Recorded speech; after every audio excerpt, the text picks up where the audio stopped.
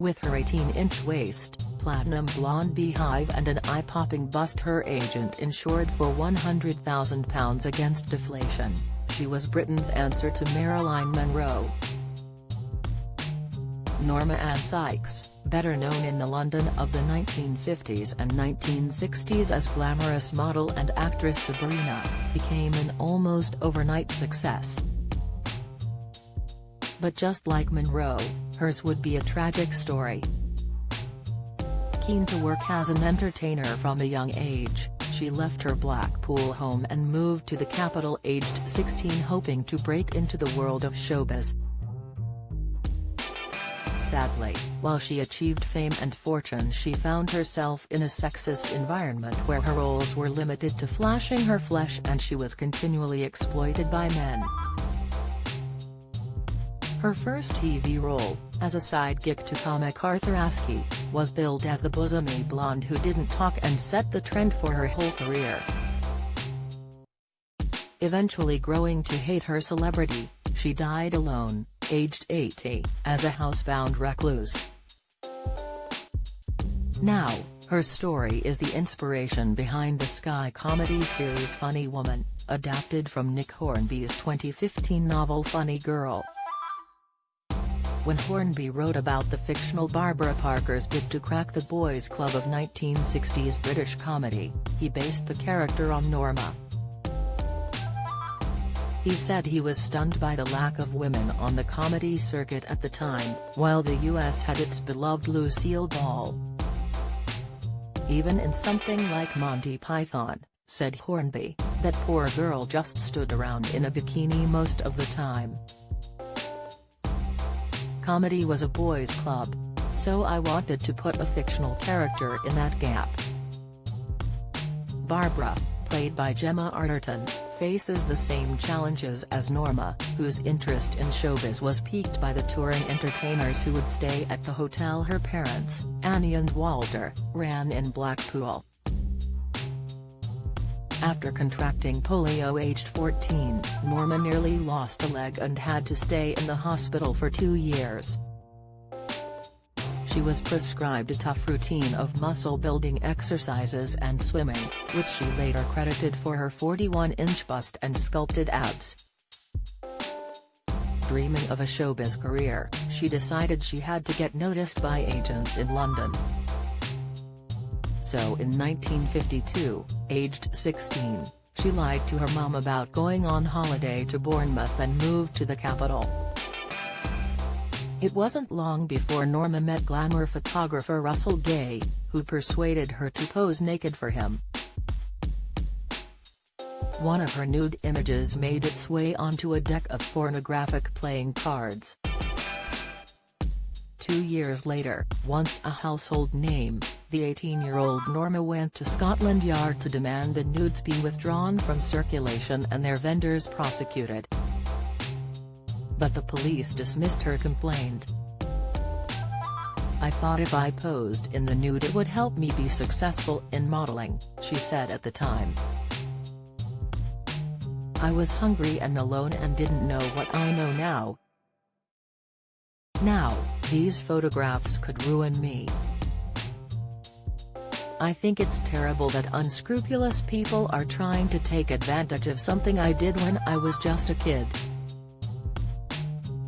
In 1955, she was brought to the attention of Askey, who needed a sidekick for BBC series Before Your Very Eyes. He had seen photos of Norma by Sidney Aylett, who helped her find modelling work, and TV producers loved her hourglass figure.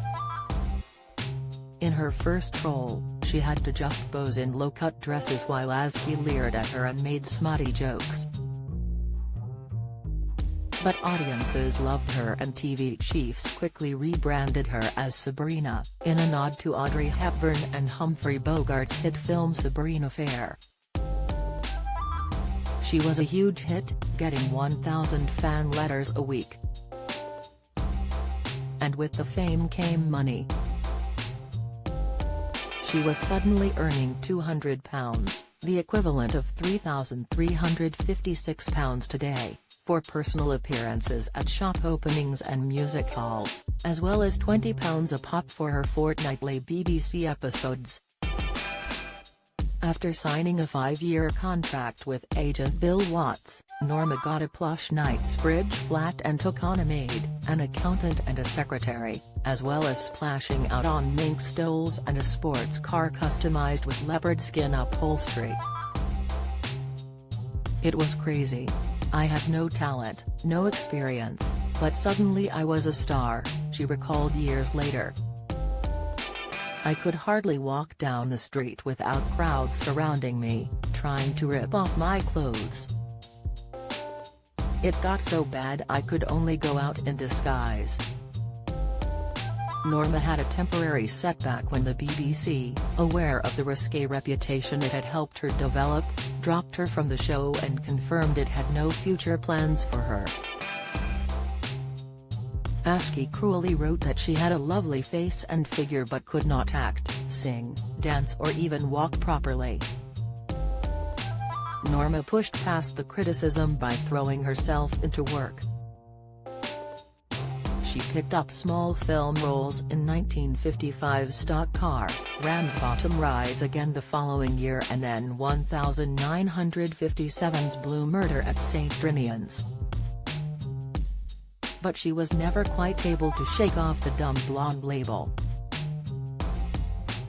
Obliged to play the attractive but silent, simpering stooge in every show she was cast in, Norma also found herself the butt of breast jokes on BBC Radio's The Goon Show, which featured references like, "by the measurements of Sabrina," and "by the sweaters of Sabrina."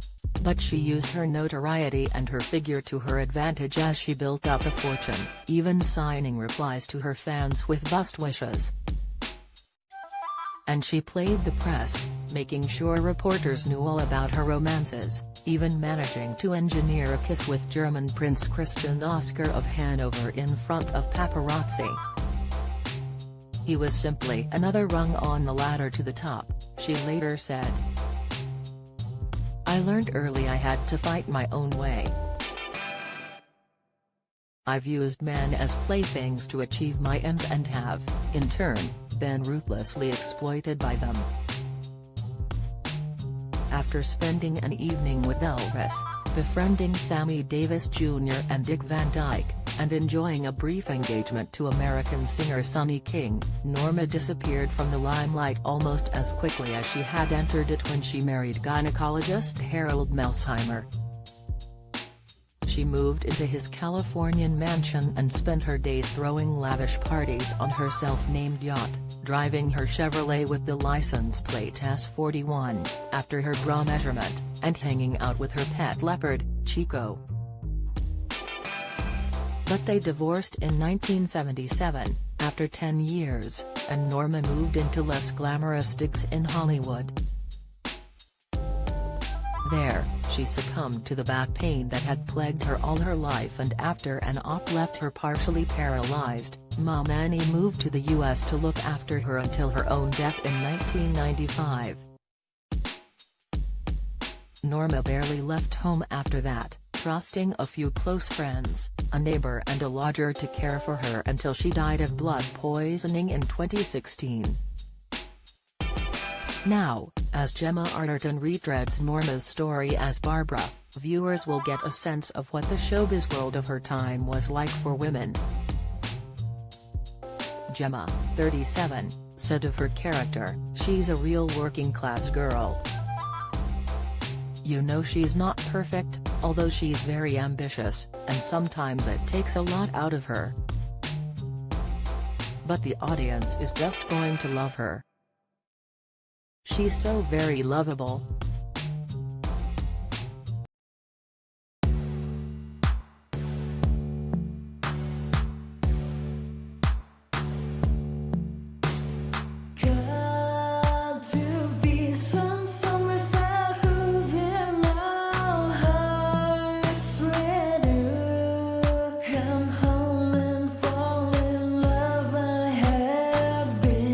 Trying to find a way.